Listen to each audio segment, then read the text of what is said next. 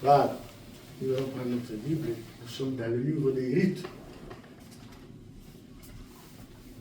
Le livre des rites. Le rite chapitre 1er. Nous avons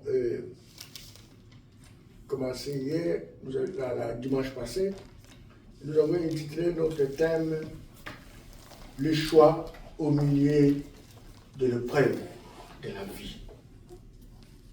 Ou bien le choix au milieu de la souffrance de la vie. Comment faire le choix. Et nous avons médité la parole de Dieu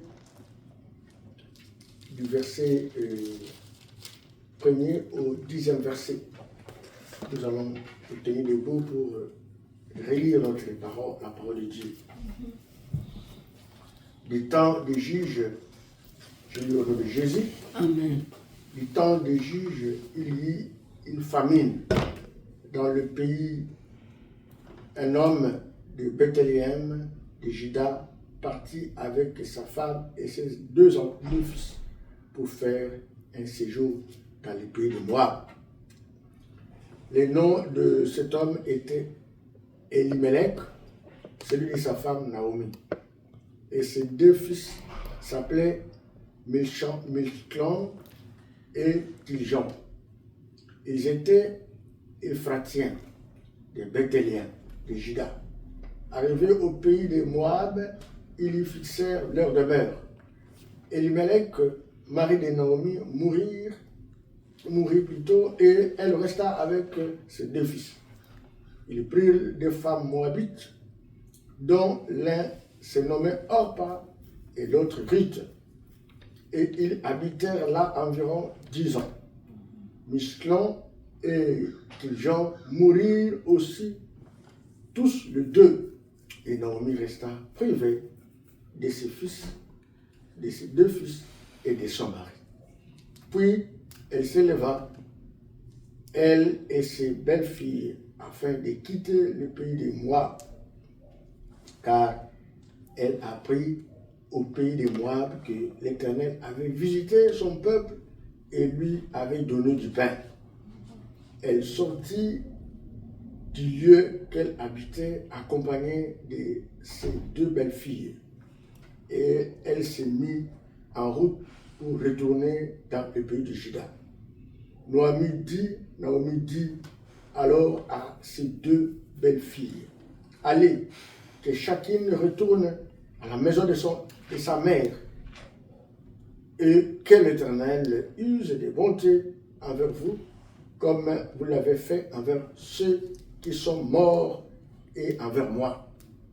Que l'Éternel vous fasse trouver à chacune du repos dans la maison d'un mari. » Elle les baisa, elles élevèrent la voix et pleurèrent.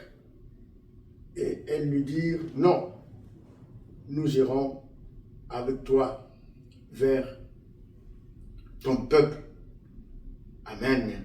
Amen. On peut s'asseoir. Voilà. Vous allez voir ici, comme nous avons dit la fois passée, que la crise, souvent quand nous vivons des crises, ça révèle souvent nos décisions spirituelles. Vous avez vu comment Elimelech a décidé, lorsqu'il a vu dans son pays, il y avait la crise, il a décidé de quitter la famine pour aller chercher la nourriture ailleurs. Malheureusement, il a fait un mauvais choix parce que là où il est parti, c'était un mauvais pays qui représentait la compromission, qui représentait le péché, parce que Moab, c'était un pays de pécheurs, des hommes méchants.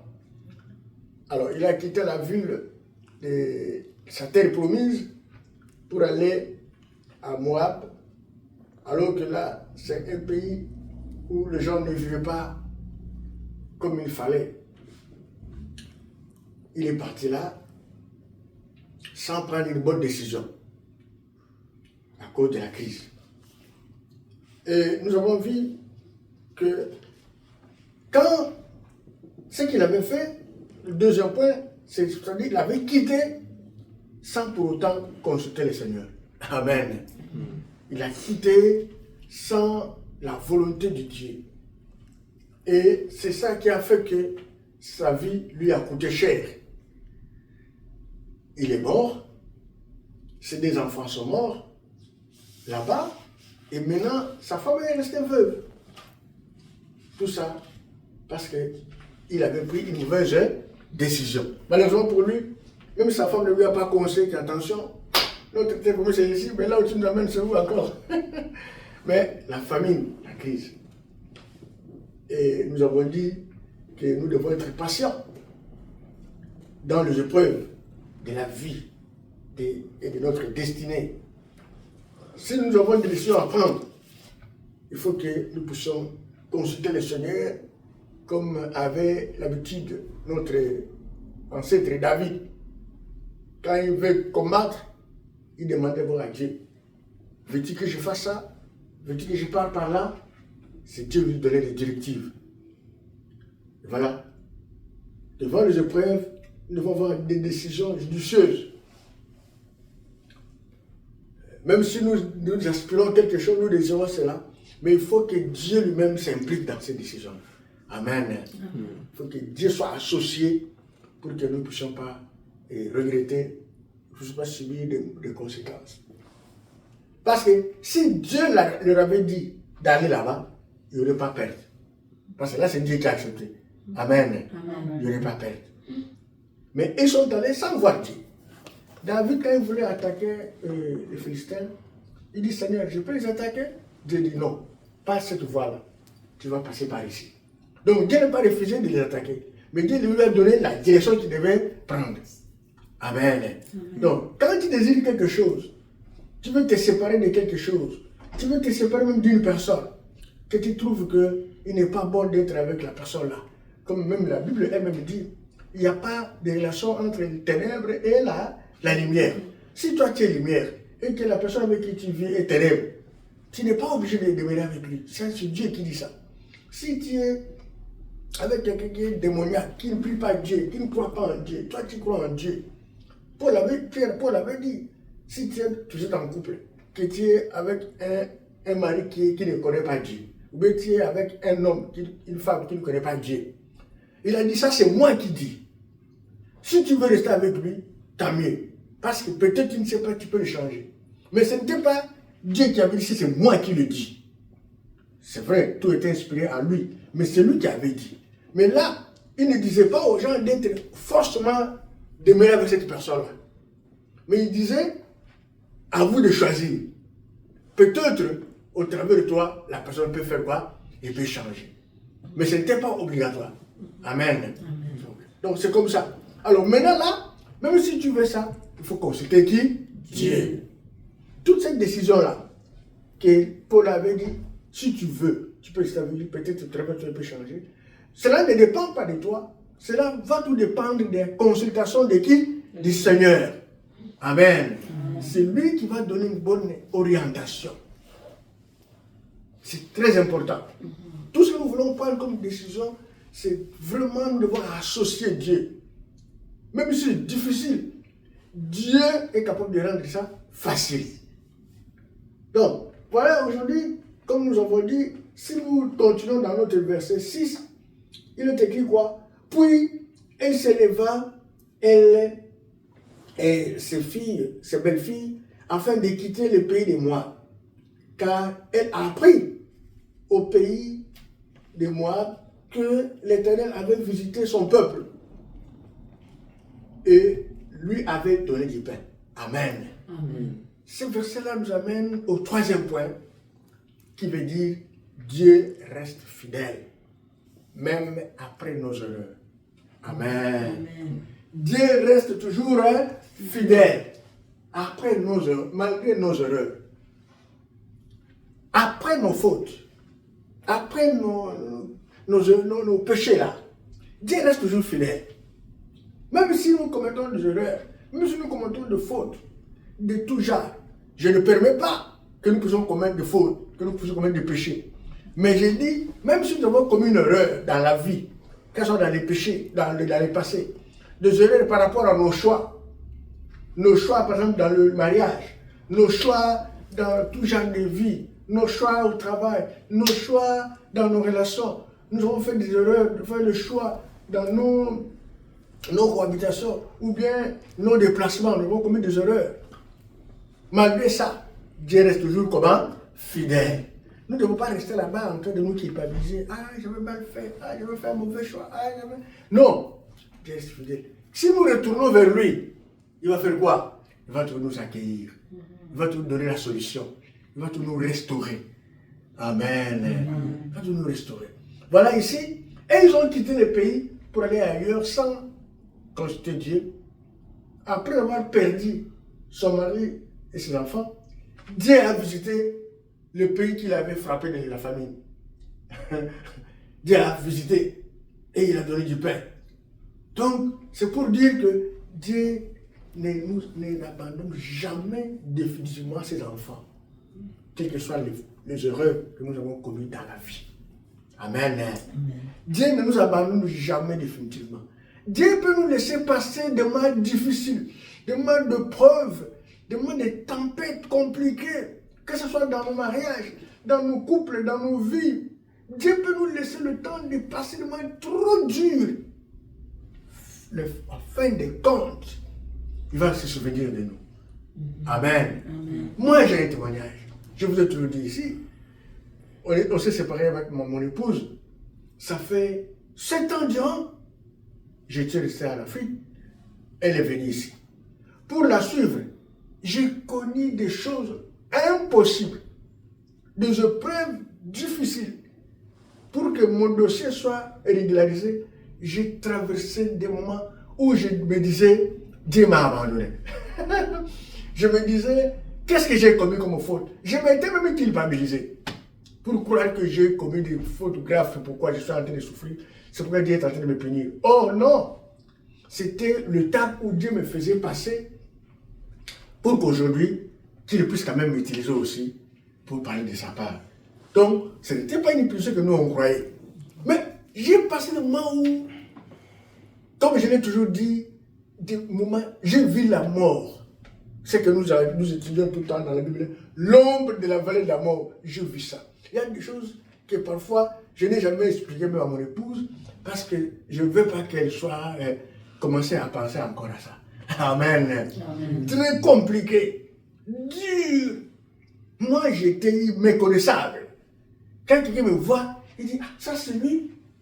Et j'ai toujours glorifié le Seigneur, parce que ma femme, Dieu a fortifié ma femme. Parce que si c'était n'importe qui, si ce n'était pas aussi Dieu qui la soutenait, non, ça serait difficile. Amen. Amen. Donc, Dieu se souvient toujours de nous. Et il ne nous abandonne jamais définitivement. Donc, ne considérons pas les épreuves que nous pouvons rencontrer aujourd'hui ou bien demain comme étant une punition ou quelque chose où ça dit que Dieu... Non, Dieu n'abandonne pas. Regarde, Naomi, après avoir souffert, mais Dieu a pensé, le peuple de Juda souffrait sérieusement, il n'y avait rien.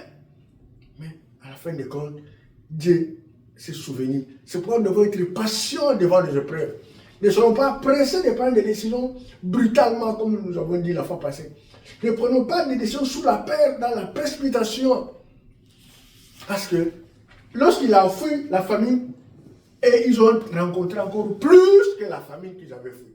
Amen. Donc, même après le chèque, il y a toujours un chemin de retour.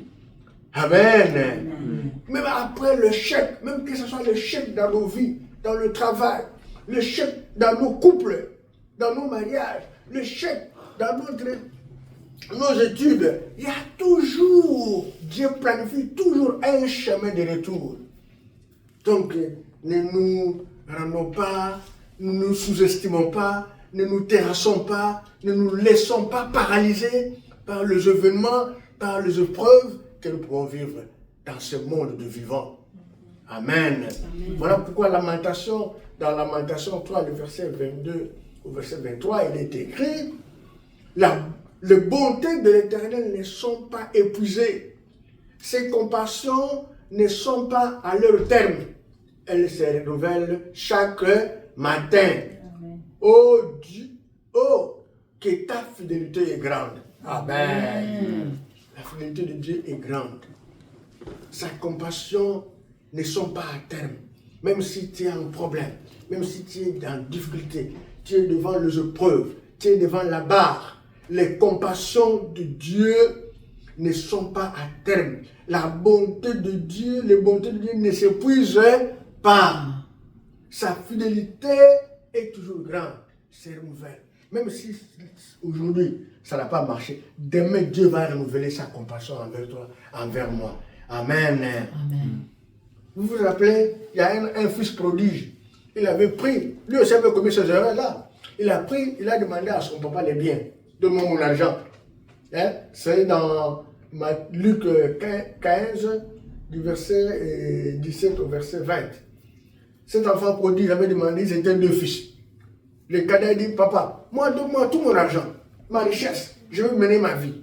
Papa a pris tout l'argent, toute la richesse, toute sa part, son héritage, il lui a donné. L'enfant est parti, là où il n'est pas dans son pays, là, il a fait n'importe quoi, il a mené une vie de désordre, tout l'argent est parti, et il commençait maintenant à travailler dans un endroit où il nourrissait les gibiers, les brebis. Et il a commencé à manger la nourriture des brebis, parce qu'il n'avait plus rien. Mais il s'est dit, mais comment? Et je dis, mais non, je vais retourner vers mon père. Amen. Je vais lui dire que je ne mérite plus d'être père, mais qu'il me traite comme son ouvrier parce que j'avais déjà pris ma part. Mais le jour où ce garçon-là est rentré chez son père, le père l'a considéré comme un enfant qui était perdu. Le père ne l'a pas rejeté, malgré qu'il avait gaspillé tous ses biens, malgré qu'il avait gaspillé tout ce qu'il avait. Le papa l'a repris. C'est comme ça que Naomi a fait. Naomi a retourné. Donc nous aussi, quels que soient les échecs, les événements, les épreuves, les situations que nous avons, nous devons prendre le courage de retourner vers notre Père. Et vous voyez dans ce verset, dans ce que je vais lire, je dis là au verset 19 à 20, l'enfant a dit quoi? Je ne suis plus digne d'être appelé ton fils. Traite-moi comme l'un de tes mercenaires, comme tes ouvriers. Mais voici le verset 20. Et il se leva, alla vers son père. Comme il était encore loin, son père le vit et fut ému de compassion. Il courut, se jeta à son cou et les baisa. Papa ne l'a pas rejeté. Il allait baiser son fils. Donc nous aussi, quand nous nous retrouvons dans l'erreur, dans le chèque, pas de découragement. Dieu est toujours compatissant. Amen. Toujours compatissant. Donc, ne restons pas bloqués dans la culpabilité. Ah, ce que j'ai fait là. Ah, ce qui m'arrive là. Les problèmes que je suis en train de vivre là. Non, ne restons pas dans cette culpabilité. Dieu est puissant. Amen. Dieu est capable. Ne nous condamnons pas après avoir commis une erreur ou un échec. Ne nous condamnons jamais. Ah, j'avais mal fait. Hein? Vraiment, si je savais, je n'allais pas faire cette histoire-là. Si je savais, je n'allais pas aider cette personne-là. Si je savais, je n'allais pas me marier avec cette personne-là. Si je savais, je n'allais pas travailler avec cette personne. Non, non, non, non, non. Ça, ce n'est pas un problème. Nous ne sommes pas les premiers de vivre les erreurs. Nous ne sommes pas les premiers de faire de mauvais choix, ni dans les mariages. Nous ne sommes pas les premiers de faire de mauvais choix, même dans la vie quotidienne. Et nous ne serons pas aussi les derniers. Amen. L'erreur, comme disent les Français, est humaine. Mais Dieu est toujours là pour nous accueillir. Dieu est toujours miséricordieux. Amen. Donc ne regardons pas à nos échecs, à nos... Ne restez pas là en train de réfléchir. Si ce que je suis en train de vivre, c'est à cause de... Non, non, non, non, non. Trouvons ça normal, c'est déjà passé. Comme l'apôtre de Dieu dit, ne pensez plus aux événements passés. Voilà. Il faut s'élever, retourner vers Dieu avec foi, nous demandons le secours de Dieu. Amen. Amen. Dieu offre toujours une voie de retour. La fidélité de Dieu est authentique et notre fidélité attire toujours une destinée meilleure. La fidélité de Dieu nous amène toujours dans une destinée meilleure. Ne regardez pas ce qui t'y voit là. Il faut laisser ça derrière. Regarde Jésus. Il va nous montrer la voie que nous devons suivre. Ne nous condamnons pas d'avoir fait un mauvais choix. Ça, je viens de le dire tout à l'heure. Nous devons éviter ça. Quand nous avons fait un mauvais choix et que nous nous rendons compte que ce n'est pas bon, nous devons changer la direction. Ne continuons pas à raisonner parce qu'on a fait le mauvais choix. Non, non. Ne nous condamnons jamais. C'est Dieu qui restaure. Et tu oublieras et moi j'oublierai mon passé. Amen. Amen. Quand Dieu restaure, tu oublies le passé. Et tu oublies tout. Lorsque Dieu m'a restauré, est-ce que moi je me rappelle encore de ces choses-là que j'ai vécues là au Bénin? Non. Je raconte ça comme témoignage. Mais je ne me rappelle plus de douleurs là. J'ai oublié. Les douleurs, j'ai oublié ça. Je raconte seulement pour témoigner la grandeur de Dieu. Maintenant, c'est devenu un témoignage. C'est devenu quelque chose pour moi de témoigner. Donc, tout le temps, je témoigne ça. Ça me fait plaisir. Comme Dieu a dit, mon âme bénit l'Éternel et n'oublie pas aucun de ses bienfaits. Ah, c'est devenu des témoignages pour le bienfait que l'Éternel a réalisé dans ma vie. Et comme si nous parcourons, vous allez voir du verset, nous avons lu, Naomi, qu'est-ce qu'il a fait? Il décida maintenant de retourner. Il prend ses deux belles filles, il sort de la ville, comme nous avons médité. Quand il est sorti de la ville, après il dit à chacune, ok, maintenant moi je rentre chez moi. Allez-y, que Dieu vous fasse grâce. Trouvez des bons maris. Que Dieu vous accorde la grâce d'habiter dans les maisons de mari. Parce que vous avez perdu mes enfants, vous êtes devenus de veuves. Maintenant, que Dieu vous fasse grâce à trouver d'autres maris pour que vous soyez heureux.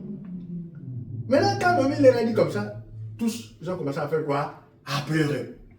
Ils ont commencé à pleurer. Ah, comment la belle-mère dit ça? Ils ont commencé à pleurer. Mais parmi les deux, il y avait Orpa et il y avait aussi Ruth. Et si nous allons dans le verset 14, vous allez voir ici au verset 14, prenez votre Bible, et elles élevèrent la voix et pleurèrent encore. Orpa baissa sa belle-mère, mais Ruth s'attacha à elle. Amen. Amen.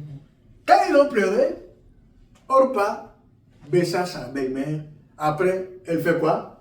Elle part. Elle rentre dans son pays, dans sa famille, comme Dieu avait dit. Mais Ruth ne baissa pas la belle-mère. Ruth a décidé de rester avec qui? Avec la belle-mère. Voilà un choix judicieux que Ruth a fait. Voilà un choix. Le bon choix que nous devons faire. Ici, nous passons au quatrième point. Qui veut dire, la vraie foi se révèle dans les choix. Amen. Amen. La vraie foi se révèle dans le choix que nous faisons. C'est pourquoi nous avons intitulé le choix au milieu des épreuves. Maintenant, dans cette épreuve-là, difficile, où Naomi voulait partir, abandonner les belles-sœurs, les belles-filles pour aller se marier, mais Ruth, lui, dit non, moi, je dois suivre le Dieu de cette femme-là. Amen. Il a fait le choix. Donc, Orpa retournera plus tard. Mais Ruth a décidé de rester fidèle à la belle-mère. Ruth a dit, mais comment la belle-mère va souffrir? Mais je vais la laisser comme ça. Non, non, non. Elle a perdu des enfants. Elle a perdu son mari. Peut-être un coup de lui va aller mourir. Non, je vais l'accompagner. Voilà un choix.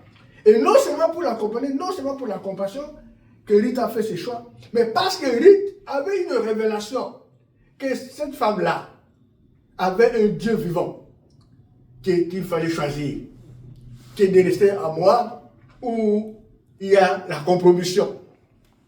Donc, l'amour véritable et la fidélité s'éprouvent par les décisions, non pas par les paroles. Amen. Non pas par les paroles. Donc, Orpa a décidé, Ruth a décidé, elle a posé l'acte de suivre la dame. Mais il n'a pas parlé seulement. C'est par l'amour.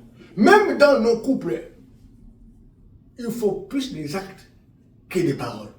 Il faut que nos femmes voient plus des actes. Il faut que nos maris voient plus des actes que des paroles.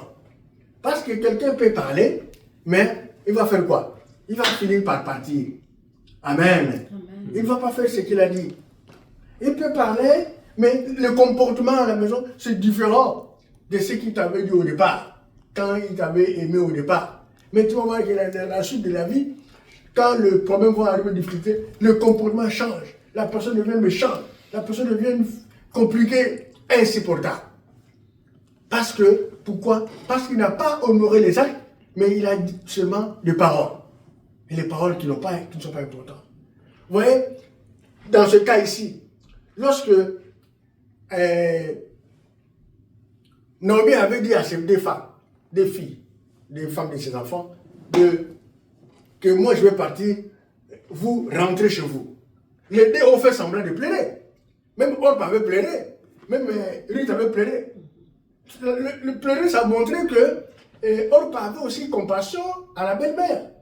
Comme Ruth, tout deux, ils avaient compassion quand ils pleuraient. Ils avaient le souci de la belle-mère. Mais quand tu prends la décision, Orpa n'a pas pris une bonne décision. Il n'a pas posé un acte qui était lié à sa parole. Sa parole, c'était pleurer. Quand elle pleurait, donc elle avait pitié de la belle-mère. Ça, c'est la parole. Mais quand tu as posé l'acte, est-ce que réellement tu as pleuré, tu as pu pitié de Naomi? Si tu avais réellement pitié de Naomi, et pourquoi tu n'es pas parti avec elle? Amen. Amen. Voilà. Tu vois, elle a fait semblant de pleurer, comme si elle avait pitié de Naomi. Mais à la fin de compte, elle a décidé de retourner. L'acte était contraire à sa parole. Mais par contre, Ruth a posé l'acte qui était lié à sa parole. Elle a dit non, moi je m'attache à toi. C'est pourquoi, vous allez voir même dans Matthieu 7, le verset 21, qu'est-ce que la parole de Dieu dit? Ceux qui disent Seigneur, Seigneur, n'entreront pas tous dans le royaume des cieux, mais celui seul qui fait la volonté de mon Père, qui est dans le ciel. Amen. Amen. Voilà. Nous sommes là, nous parlons Seigneur, Seigneur, mais nous ne faisons pas sa volonté. Est-ce que vraiment nous méritons d'être favorables? Est-ce que c'est le bon choix qu'on a fait? C'est comme j'ai dit, même dans nos couples, tu dis je t'aime, mais les actes sont différents. Est-ce que tu mérites vraiment d'être celui que tu avais décidé d'être? Non. Donc voilà. Vous allez voir aussi, il y a beaucoup de références. Lorsque Jésus avait dit aux apôtres, aux disciples, que celui qui ne boira pas mon sang, qui ne mangera pas ma chair, n'était pas digne de moi. Tout le monde a dit, oh, comment on va manger son sang? Sa chair, comment on va boire son sang? Ça c'est dans Jean 6, le verset 66 à 68. Regardez ce qu'il dit. À partir de ce moment-là, beaucoup de disciples l'abandonnèrent et cessèrent de l'accompagner. Alors Jésus se tourna vers le 12, leur demanda, et vous, ne voulez-vous pas aussi partir?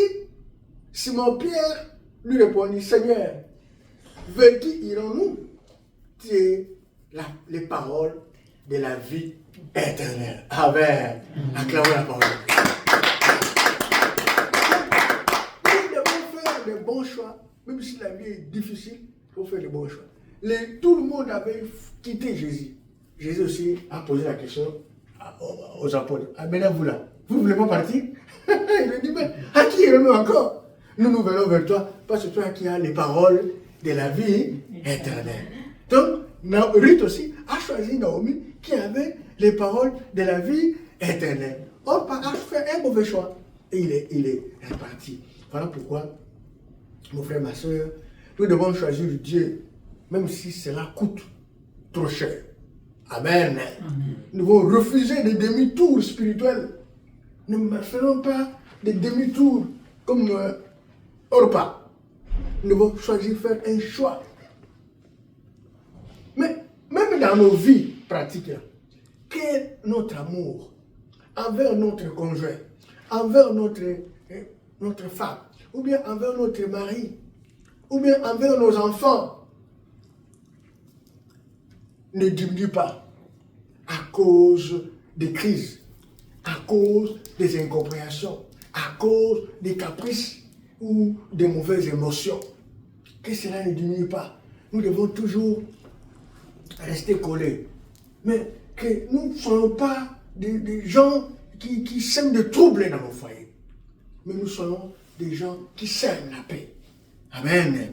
Parce que là où il y a la paix, c'est là où les enfants de Dieu peuvent vivre. Donc, les incompréhensions, les caprices, les crises ne doivent pas nous séparer des uns des autres. Mais ce qui peut nous séparer des uns des autres, c'est que Dieu ne veut pas. Amen. Amen. Comme ils étaient allés dans les pays des Moab, un pays de compromission. Nous devons décider de quitter la compromission. Nous devons décider, si c'est mauvais, le choix là qu'on avait fait. Tu vois, lorsque Naomi a trouvé que le choix qu'il avait fait d'aller là-bas était mauvais, voici les conséquences qui sont arrivées. Naomi a pris le courage de faire quoi? De quitter cet endroit-là. Amen. Et de retourner. C'est ça. Ce n'est pas des petites crises qui peuvent nous séparer des uns des autres, mais ce sont les compromissions, le péché, les relations difficiles, impossibles. Comme j'avais dit tout à l'heure, il n'y a pas de rapport entre la lumière et les ténèbres. Là où il y a la lumière et les ténèbres, non. Il faut prendre une décision judicieuse. Une décision, même si c'est difficile, mais il faut la prendre. Et on doit la prendre toujours avec la volonté de qui? De Dieu. Amen. Il faut toujours dire à Dieu, est-ce que la décision que je prends là, elle est correcte? Toi, tu dis quoi? Parce que Dieu aussi n'est pas accepté, ne peut pas vouloir, même s'il n'y avait pas de pain à Juda, Dieu ne serait pas d'accord à Naomi de continuer à rester là où il y a le péché. Vous comprenez un peu ça? Dieu ne peut pas être d'accord que Naomi continue à rester là où il y a le péché, là où il y a la compromission. Dieu ne peut pas accepter qu'il continue à rester là-bas. Même si les choses ne sont pas arrangées là-bas. Donc, nous devons prendre des décisions judicieuses. Parce que, quelle que soit la famine, quelles que soient les saisons difficiles, quelles que soient les difficultés, nous devons savoir que même si tu es tenté de vivre une vie difficile, que ce soit au lieu de travail, que ce soit en famille, que ce soit dans ton couple, que ce soit dans tes relations, c'est que nous devons retenir, vous et moi, que Dieu transforme les saisons de famine en saisons de joie. Amen. Amen. Il y a seul Dieu qui transforme les saisons de famine en saisons de joie pour ceux qui lui font confiance. Comme nous leur faisons confiance, tous nos problèmes, tous nos dossiers, toutes nos situations, ne craignons jamais. Faisons seulement confiance à qui? À Dieu. Et restons patients. Voilà, nous allons clôturer ce que nous avons médité jusque-là. Le passage que nous avons médité, le rite premier, chapitre 1er, du verset 1er au 10e verset, nous enseigne que le Christ teste notre foi. Amen. Le Christ que nous vivons teste notre foi. Les mauvais choix peuvent nous entraîner à des pertes. Donc nous devons faire très attention. Peuvent nous entraîner à des pertes, à des difficultés dans l'avenir. Et même si cela arrive, nous ne pouvons pas nous arrêter là-bas. Nous devons prendre une bonne décision pour retourner à Dieu et retrouver la paix. Amen. Amen. Voilà. Dieu nous offre toujours la voie du retour. Donc, notre fidélité doit être authentique. Et celle authentique, elle va toujours nous attirer à une destination meilleure des autres vies. Donc, comme je l'ai dit tantôt, Dieu, il n'y a que Dieu seul. Dieu seul qui est capable de changer tout ce que tu es en train de vivre maintenant, tout ce que je suis en train de vivre maintenant, en mer, en sucre. Amen. Amen. Nous allons voir dans l'avenir que Naomi s'est appelée que je suis amère. Mais à la fin des comptes, son cœur était devenu sucré. Amen. Acclamons la parole de Dieu. Donc c'est pourquoi je vous dis que à la grandeur des épreuves que tu es en train de vivre aujourd'hui là, à la grandeur de l'injustice que tu es en train de vivre, que je suis en train de vivre aujourd'hui, à la taille de difficulté, de souffrance que tu es en train de vivre, que je suis en train de vivre aujourd'hui, c'est comme cela aussi sera comparé la taille, la grandeur de la joie, de la restauration que tu vivras dans le futur. Cela aussi correspondra la victoire, la délivrance qui me viendra de la part de Dieu. Acclamons le roi des rois.